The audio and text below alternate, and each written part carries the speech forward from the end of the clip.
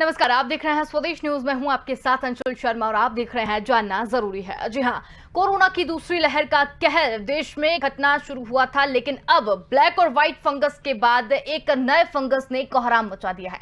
अब आप सोच रहे होंगे कि ब्लैक, व्हाइट और येलो फंगस के बाद वो दूसरा फंगस कौन है। तो आपको बता दें कि अब मध्य प्रदेश के इंदौर में ग्रीन फंगस नाम का एक पहला मामला सामने आया है, जहां पर अरविंदो अस्पताल में 34 वर्षीय एक शख्स के फेफड़े में साइनस में एस्पारगिलस फंगस मिला है और इस शख्स का इलाज अब मुंबई में चल रहा है। चिकित्सकों का कहना है कि संक्रमण ब्लैक और व्हाइट दोनों फंगस से बेहद खतरनाक होता है।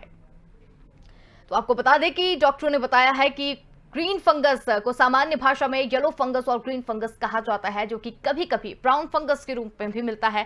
फिलहाल चिकित्सकों का यह मानना है कि ग्रीन फंगस का यह पहला मामला है जिसकी जांच की जा रही है और यह फंगस लंग्स में काफी तेजी से फैलता है। तो चलिए अब इस चर्चा को आगे बढ़ाते हैं और हमारे साथ दो डॉक्टर यहां पर जुड़ गए हैं। हमारे साथ दो डॉक्टर हैं, डॉक्टर करण पीपरे हमारे साथ यहां पर हैं और आर.एन. टंडन जी भी हमारे साथ यहां पर हैं। आप दोनों का बहुत स्वागत है स्वदेश न्यूज में। तो आज एक फंगस वापस से फिर आया है जिसको ग्रीन फंगस कहा जा रहा है। तो करण जी, आपसे जानना चाहेंगे कि ग्रीन फंगस है क्या और कितना खतरनाक है। ये तो वातावरण में हमारे इंडोर आउटडोर में रहते ही है। ये फंगस एस्परजिलस करके ये फंगस का जो नाम होता है, ये एक प्रकार से परजीवी है।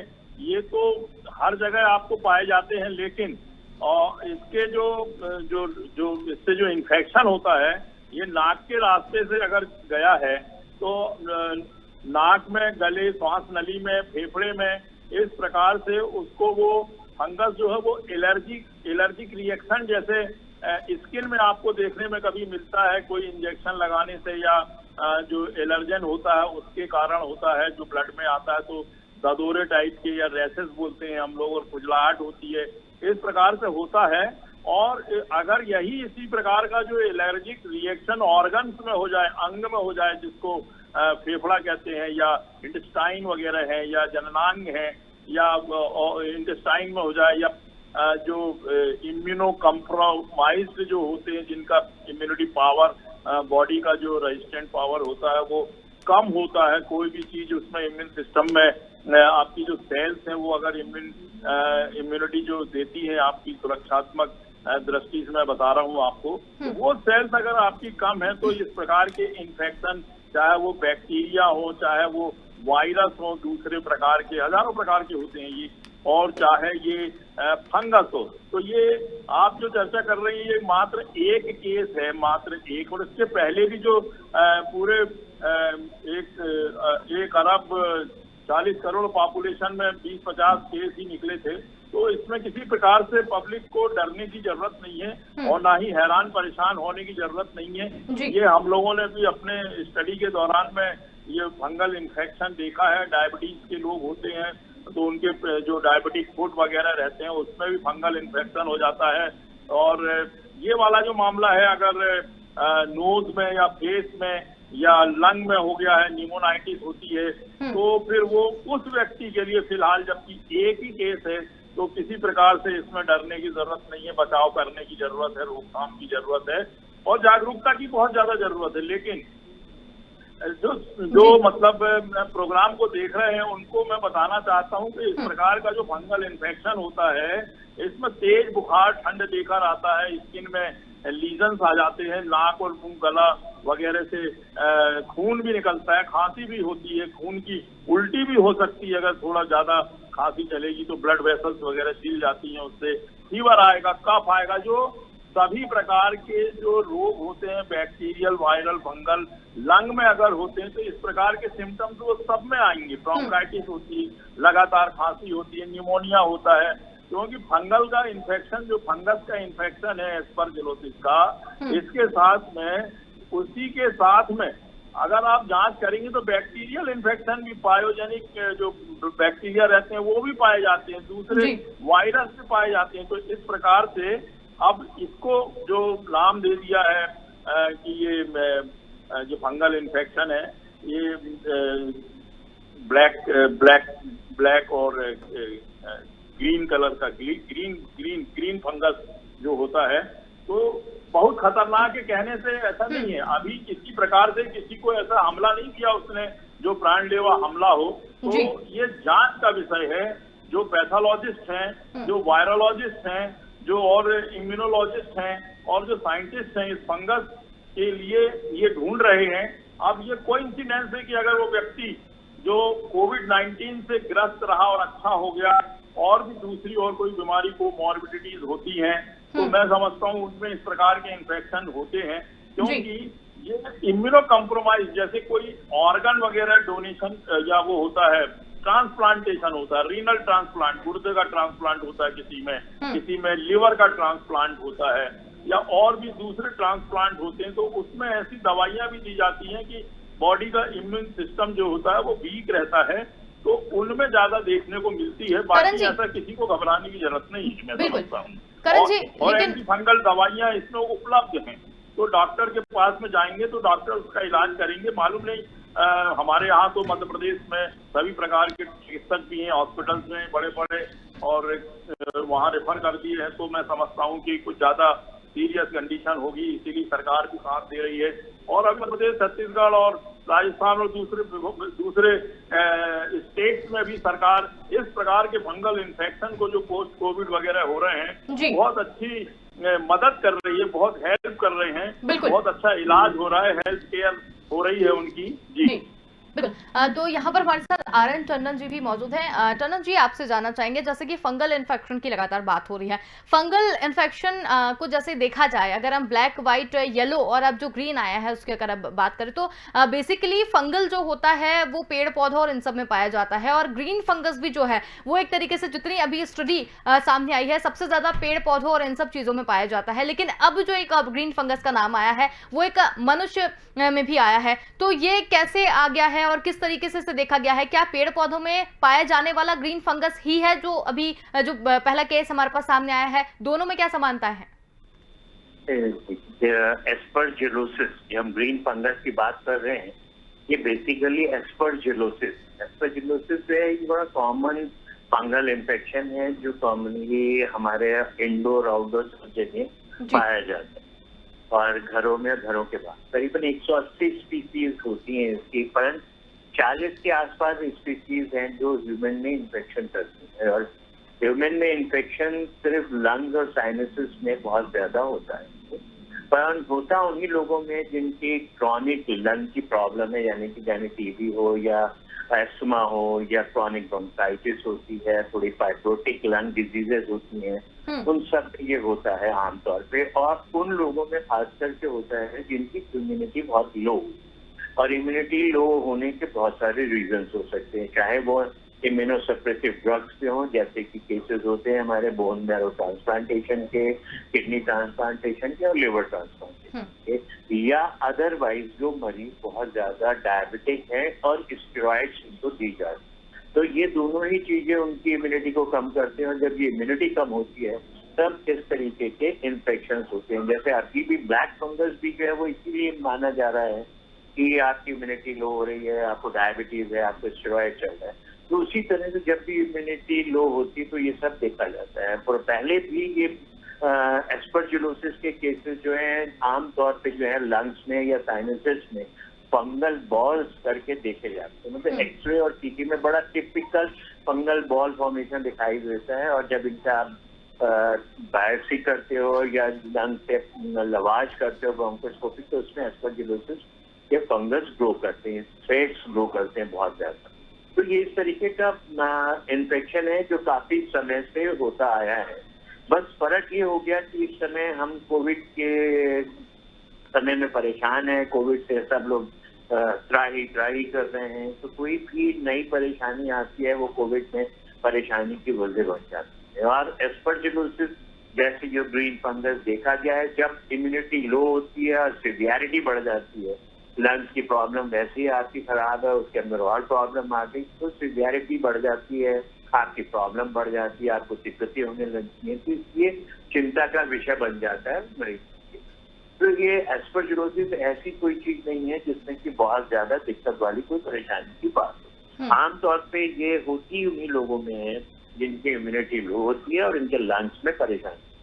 तो पोस्ट कोविड जो प्रॉब्लम आ रही है वो इसीलिए आ रही थी, कोविड में जिसको लंग की इन्फेक्शन हुआ, लंग की प्रॉब्लम हुई, उनमें इस तरीके के इन्फेक्शन देखे जाते हैं। जी। आपकी जो पेशेंट एडमिटेड हैं जिनको लंग्स की प्रॉब्लम है, उन्हें वेंटिलेटर पर रखा जाता है, फिर उनको वेंटिलेटर से जब ठीक हो रहे होते हैं या नहीं भी ठीक हो रहे होते तो उनका बार बार सक्शन करके लंग्स के अंदर से पानी निकाल के फ्लूइड को टेस्टिंग के लिए देते हैं, और बहुतों में ये फंगस ग्रो कर रही होती है। परंतु क्योंकि वो पेशेंट ऑलरेडी इतने सीरियस हैं कि उनके साथ में इसी तरीके के इलाज वगैरह चलते रहते हैं, दवाइयाँ दी जाती हैं, उनका असर आता है। पर ये खास करके क्योंकि ग्रीन फंगस करके देखा गया और इसका नाम आ गया कि ग्रीन फंगस है। अब ग्रीन फंगस अगर हम आपको कहें तो आप अपने घर में कोई भी दूध का सामान बना के छोड़ दीजिए, आज से 24 घंटे में उस पर ग्रीन फंगस ग्रो कर जाती है, आपको दिखाई देगा कि ग्रीन फंगस आ गई। तो ग्रीन फंगस को लेकर इतना परेशान होने की जरूरत नहीं। सबसे बड़ी चीज ये है कि आपको अपना जो है एटमॉस्फेयर का, अपनी हाइजीन का बहुत ध्यान रखना पड़ेगा। खास करके कोविड वाले मरीजों के घरों में, आसपास में हर तरीके की, बार बार हमारी बात हो रही है तो हम यही कह रहे हैं कि आपको अपनी हाइजीन मेंटेन करनी है, क्योंकि हर तरीके का फंगस ग्रो करता है अनहाइजीनिक कंडीशन में। तो आपको वो अपने आप को प्रिवेंट करना है। एस्परजिलोसिस के जो स्पोर्स हैं वो आपके चारों तरफ घूमते हैं और आप हर आदमी आमतौर पर सांस ले रहा है तो उसमें जा रहे होते हैं। तो इससे बचने का, कोविड से बचने का, इन सब से बचने का सिर्फ और सिर्फ एक मास्क उपाय है, वो है मास्क। N95 मास्क वो लोग यूज करें जिनको किसी भी तरीके की लंग्स की प्रॉब्लम है या जिन्हें सीवियर कोविड इन्फेक्शन हुआ था, वो इन मास्क को अगर पहनेंगे तो उन्हें हर किस्म के फंगल इन्फेक्शन के जो स्पोर्स हैं हमारे एटमॉस्फेयर में और चारों तरफ, उनसे हम बच सकते हैं। तो ये चीज ध्यान रखनी है सब लोगों को कि कोविड का बचने का उपाय एक मास्क, फंगल इन्फेक्शन से बचने का एकमात्र उपाय, अगर आपको क्रॉनिक लंग डिजीज है, तो आपको कोविड हुआ है और आपने वैक्सीन भी लगवाई हुई है, उसके बावजूद भी आपको मास्क पहन के रखना है। तो मास्क की इम्पोर्टेंस जो है आप ले दे करके रोजमर्रा में आपको कोई भी प्रॉब्लम आएगी तो उसमें मास्क एक सबसे इफेक्टिव चीज है प्रिवेंशन का और प्रोटेक्शन का। वैक्सीन लगेगी ठीक है, पर फंगल इन्फेक्शन के लिए वैक्सीन नहीं है। अगर आपको एटमॉस्फेरिक फंगल स्पोर से बचना है तो भी मास्क लगाना है। तो मास्क जब आपके पास इतना अच्छा है जो आपको कोविड से भी बचाएगा, फंगल स्पोर से भी बचाएगा और तरह तरह की बीमारियां हैं, चाहे कॉमन कोल्ड हो, चाहे ट्यूबरकुलोसिस हो, हर तरीके की बीमारी से आपको बचाने का एकमात्र सिंपल उपाय है मास्क। तो मास्क को याद रखिए, मास्क को अपना परमानेंट साथी बना लीजिए, क्योंकि कोविड रहे या ना रहे, इन्फ्लुएंजा वायरस रहते हैं और रहेंगे, वो भी खत्म नहीं होते। उसी तरह से कोविड का वायरस लो ग्रेड में आकर के जैसे आम कोल्ड रहता है वैसे रहेगा। अगर इन सब से हमें बचना है तो हमें अपने ऊपर एक नियंत्रण लाना पड़ेगा, एक प्रतिज्ञा लेनी पड़ेगी कि हमें मास्क लगाना है, लगा के रखना है, इसी से हमारी बीमारियां बचेगी। खास करके वो लोग जिनको क्रॉनिक लंग डिजीजेज है, जिन्हें डायबिटीज है, जो और भी बीमारियों से ग्रसित हैं, जिनका ट्रांसप्लांट हुआ है। वैसे आमतौर पे अगर आप देखें, अगर कभी ध्यान किया हो, हालांकि बहुत मुश्किल होता है ध्यान देना, कि ट्रांसप्लांट वाले जो मरीज होते हैं जिनका बोन मैरो ट्रांसप्लांट होता है या लिवर या किडनी ट्रांसप्लांट होता है, वो ज्यादातर मरीज जो है बहुत लंबे समय तक मास्क लगा के रखते हैं, क्योंकि उनको ये हिदायत दी जाती है कि आपको किसी भी तरीके के इन्फेक्शन से अगर बचना है, क्योंकि आपकी इम्यूनिटी लो है, आप इम्यूनोसप्रेसेंट ड्रग पे हो जिससे आपका ट्रांसप्लांट सक्सेसफुल है, तो मास्क लगा के तो वो लोग मास्क लगा के घूमते हैं। तो मास्क का बेनिफिट हमें पहले से ही पता है, पर आज की तारीख में हमारे विश्व की पूरी जनता को, भारतवर्ष की 140 करोड़ जनता को मास्क की इम्पोर्टेंस समझना है और मास्क को यूज करते रहना है बिना किसी भेदभाव के, बिना किसी एक्सक्यूज के। आपको मास्क, बिल्कुल मास्क जो है वो एक ही तरीका है इन फंगस और जितनी भी अभी कोरोना से लेकर जटिलताएं सामने आई है उससे बचने का। करण पीपल जी, एक सवाल लेकिन यहाँ पर ये उठता है कि क्या स्वस्थ हुए कोरोना रोगियों में भी ये जो ग्रीन फंगस है ये पाया जा रहा है, इसके बारे में क्या कहना है आपका? देखिए, बहुत ही मतलब समझने वाली चीज है। आपने रोजमर्रा की जिंदगी में आपने देखा है, ये अभी बरसात आएगी तो भुट्टा जो होता है ना, भुट्टा के दाने होते हैं, मेज बोलते हैं जिसको, है ना, वो उसको जब आप छीलेंगे तो ग्रीन कलर का फंगस उसमें जो एस्परजिलस होता है वो जमा रहता है। आप देखिए भुट्टों के दाने में भी, और जो उसका नुकीला वाला पोर्शन होता है, और अपन उसको छीलते हैं। अगर आप वो और खाते भी हैं, वो उसको भून के खाते हैं, तल के खाते हैं। फिर दूसरा एक और उदाहरण दे रहा हूँ जो मैं रोजमर्रा की जिंदगी में देखता हूँ। प्याज काटते हैं अपन लोग, प्याज को जैसे छीलेंगे तो छीलने के बाद में उसके अंदर ब्लैकिश ग्रीनिश काला काला डिपॉजिट रहता है मटेरियल, वो फंगस ही है। अगर आप अपन उसको धो करके खा भी लेते हैं, कई लोग धोते भी नहीं है, होटलों में तो बिना धोए दे देते हैं, ढाबा में, रेस्टोरेंट में, यहाँ वहाँ। सब गरीब लोगों को भी नहीं मालूम है कि ये ऐसा इन्फेक्शन है, तो वो वैसे ही काट के खाए। तो ये सब चीजें हैं। लेकिन जैसा कि डॉक्टर साहब ने बताया कि जो इम्यूनो कम्प्रोमाइज्ड मरीज होते हैं, वातावरण में हजारों प्रकार के कीटाणु हैं, पानी में, सांस में अपनी जा रहे हैं, आ रहे हैं, नहाना धोना, पीना, खाना, यहाँ वहाँ, फंगस और जो प्रोटोजोआ होते हैं वो, अमीबा, बैक्टीरिया, तो ये आपको रोजमर्रा में मिल रहा है। करोड़ों की पॉपुलेशन में ये कहीं भी अगर एक को हो जाता तो हमें इससे घबराने का नहीं है। और अगर होता है तो आपको डॉक्टर के पास में जाएंगे इसके पहले कि आप सीरियस हो, उसको अर्ली स्टेज में जाएं, फर्स्ट स्टेज में जाएं। जब आपका एक कोई बुखार आ गया है या खांसी चल रही है या आपको तकलीफ हो रही है, सूजन आ गई है, तत्काल जाएं, डॉक्टर उसकी जांच करेंगे। उसका इलाज संभव है। 100% एंटी फंगल ड्रग देने से, गोलियां, दवाइयां, मलहम और ये इंजेक्शन सब आते हैं, मरीज अच्छा हो जाएगा। किसी प्रकार से कोई डरने की जरूरत नहीं है। जिस प्रकार से हम कोविड से बचने के लिए उपाय कर रहे हैं, साथ साथ में हमें दूसरी और बीमारियां ना लगें, पोस्ट कोविड हो चाहे प्री कोविड हो चाहे कोविड के दौरान हो, सभी प्रकार से सावधानी को बरतना पड़ेगा, गाइडलाइन का पालन करना पड़ेगा। मास्क, सैनिटाइजेशन और डिस्टेंसिंग और साफ सफाई बहुत जरूरी है। आपके चाहे आपके रोजमर्रा के जीवन की हो, घर की हो, अपने कमरों की हो, चाहे लैट्रिन है, बाथरूम है, आसपास की जगह की, जहां आप काम करते हैं वहां बहुत ही स्वच्छ रहना चाहिए। आजकल लोग बागों का जो बॉडी का इम्यून सिस्टम है वो वैसे ही डाउन चल रहा है। लोग व्यायाम नहीं करते, अच्छा वाला खाना नहीं खाते, फास्ट फूड खाते हैं, बीमारियां ज्यादा हैं। कम उम्र में ब्लड प्रेशर की और डायबिटीज की बीमारियां, ब्रोंकियल अस्थमा की बीमारियां, ये सब होती हैं। रेस्पिरेटरी ट्रैक्ट की बीमारियां होती हैं और लकवाग्रस्त भी होती हैं। हमने पिछले वाले कई अपने लेक्चर्स में, भाषण में, डिस्कशन में जो भी हम लोगों ने चर्चा की है, ये स्वास्थ्य से संबंधित, खाने पीने से संबंधित, हष्ट पुष्ट रहने से, बीमारियों को तो इसमें आपको इसका पालन करना पड़ेगा। शासन की गाइडलाइंस है, WHO की गाइडलाइंस है, ICMR की गाइडलाइंस है, चिकित्सक चर्चा करते हैं, उनका कहना मानना चाहिए। आम आदमी को इसको गंभीरता से भी लेना चाहिए कि हमें अपने को भी बचाना है, बच्चों को भी बचाना है, और जो रोगी हैं इससे दूसरे प्रकार के, उन्हें भी ना लगे, इस प्रकार की जागरूकता को भी डेवलप करना है। तो ये बहुत जरूरी है। जी बिल्कुल।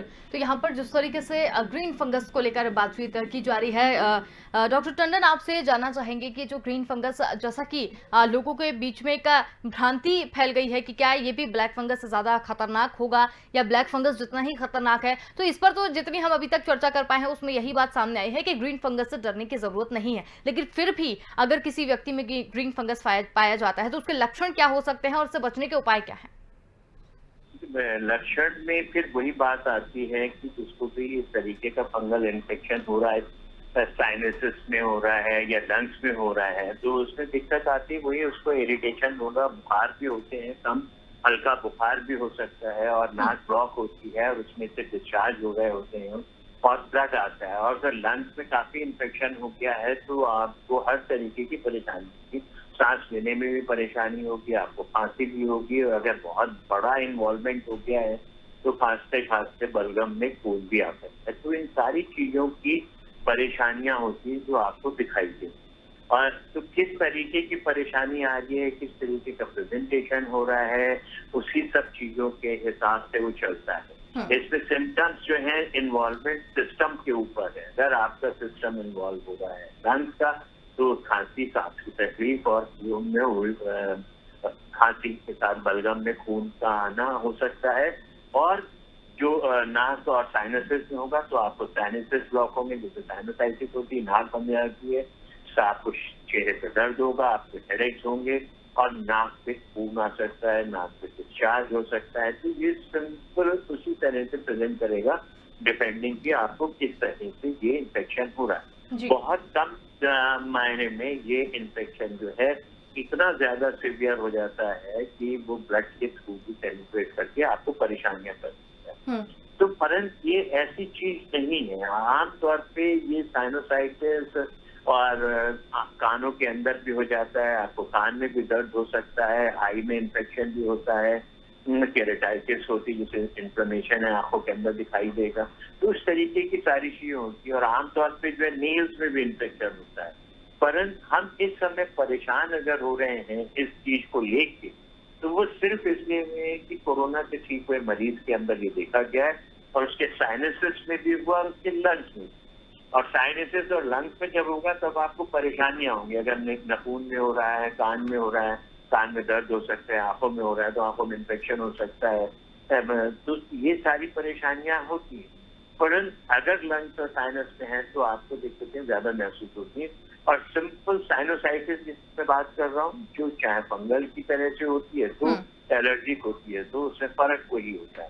पर फंगस में साइनस के अंदर वो बैग के बॉल्स बना लेता है तो वो तन ज्यादा करता है तो उसको निकालना पड़ता है सक्शन करके या किसी तरह से।